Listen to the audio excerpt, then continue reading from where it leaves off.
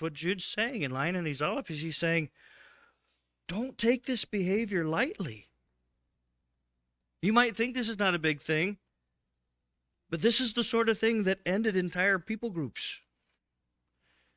The rebellious angels were destroyed by water. A whole generation died in the wilderness. Cities were reduced to rubble. Do you know what you're playing with? That's what Jude's doing here by picking up these pictures. I'll add my own picture that's 21st century. One of the heaters in my basement is broken. Now, my whole house is electric heat. And so one of the heaters downstairs was broken. I wanted to take it apart. I'm handy enough that I think I can fix these sort of things. But it is a high voltage heater. It's got 2 circuit breakers running to it. So before I take that thing apart, you better believe I go to the circuit board and I turn those breakers off. I double check that they're off. I have a voltmeter. I got that thing out too, and I checked that there was no signal coming into the thing.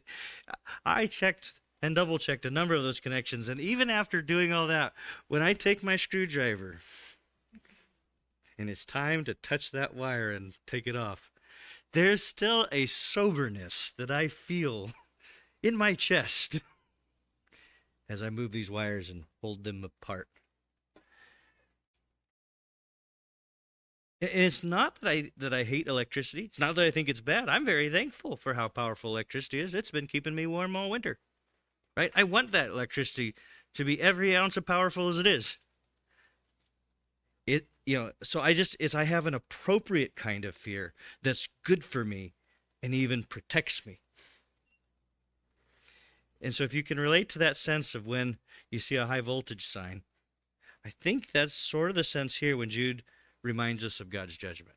When he goes, think of Sodom, think of the angels, think of the Israelites in the wilderness. He's going, there's a sign on here. Careful with these wires. You don't just plug them in anywhere. Staying in God's order matters. People have been fried for less. And so for us, we're going to hear this, and we're going to, he's saying, I'm reminding you. I want to remind you, though you know this, but I want to remind you of these stories of God's judgment. We need to be reminded of God's judgment because we need to remain sensitized to what matters.